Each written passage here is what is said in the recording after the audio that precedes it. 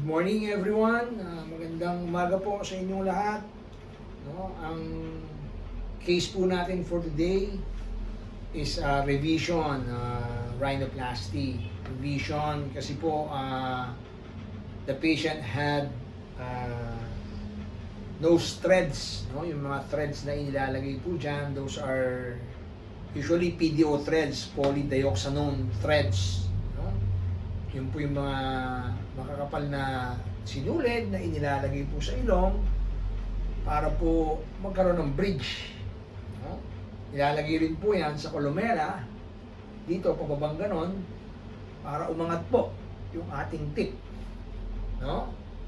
But these threads are absorbable threads. No? Na natutunaw po yan in time. Usually po, mga 1 to 2 years, no? Na na-absorb siya. So it's not permanent. Usually ito nilalagay ng mga pasyente pag hindi pa sila ready magpa-opera, no? Yung iba gusto munang makita yung itsura nila. Kunyari magpa-rhinoplasty sila or magpa-surgical sila, makita nila more or less kung ano yung magiging itsura nila, no, pa nagpa-rhinoplasty or surgical rhinoplasty. Siyempre, meron po yung pros and cons, no? May advantages, saka mayroong disadvantages. So, doon po muna tayo sa advantages of the threads, the nose threads, no? Una pong advantage po niyan, it's non-surgical, no? Wala pong downtime. No? Lalagay nyo lang po yan, no? Ito ngayon tinatawag na lunch break lift, no? Yung nose lift. During the lunch break, pwede kang magpatangos ng ilong, no? Just like the fillers. Pero ito yung threads, may inilalagay na sinulid, no? So non-surgical. Downtime, halos walang downtime. So yan one of the advantages. Another thing is, syempre, mas mura po siya, no? Hindi po siya gaanong kamahal. Kung wala pang budget yung pasyente, he or she can try yung pagpalagay ng threads. So, those are the advantages.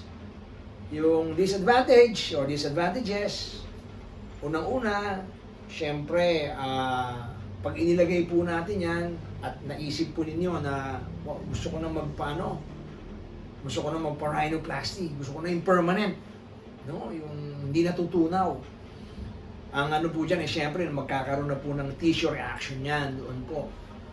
Although natutunaw, pero syempre po, may reaction po yan sa tissue. So, pwede pong kumapal yung mga laman natin dyan, pwede magkaroon ng scar formation, no? Yun yung tinatawag na reaction to the threads. Pangalawa po, yung threads, hindi po natin masyadong nagagamit to lift the tip, no? Hindi po natin nagaganon. Kasi usually sa bridge lang po yan. So ang nangyayari po, tumataas ang bridge pero yung tip medyo nakaganon pa rin ng konti.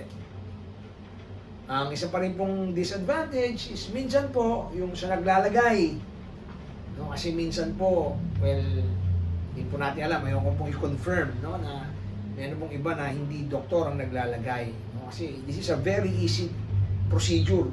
Nilalagay lang yan, tutusok ka lang dyan, lalagay mo lang, very easy po. Meron po mga non-doctors na gumagawa, sad to say, no?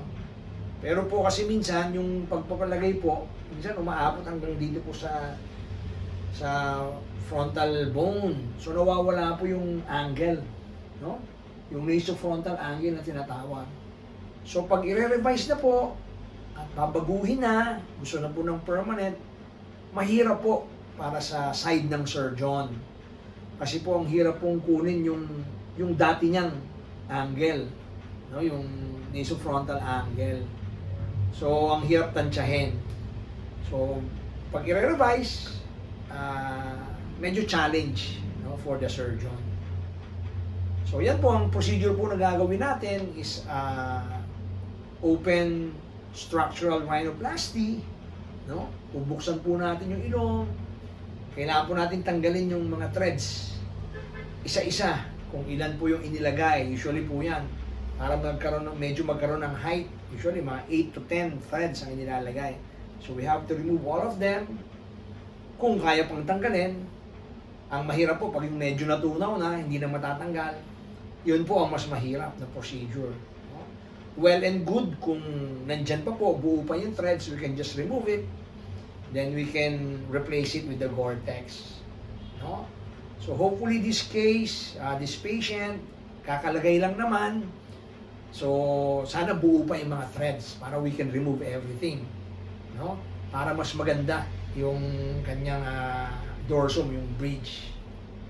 Siyempre dun sa tip, since we're going to do structural rhinoplasty, naglalagay po tayo ng septum or kung osteomesh man or PCL, kung ano man po, ilalagay natin dyan para medyo umangat po yung tip. No? So, gusto nyo po ng patient is permanent. So, I hope maibigay ko yung gusto ng pasyente, yung nose na ipinakita niya sa akin. Sana magawa po natin yan. Sinabi ko naman sa kanya, siyempre po, pag revision, mas mahirap po yan kumpara sa virgin case. Palagi ko sinasabi sa mga pasyente, first time is always the best time. No? Yung virgin case. So, masasabi po natin kung ano magiging outcome, magiging itsura ng ilong. Pag revision po kasi, it's a different case, no? Magkaiba po ang ano nun. So, sana po, I can give justice dun sa ano niya, gusto niya. So, I'll see you at the OR. Thank you po.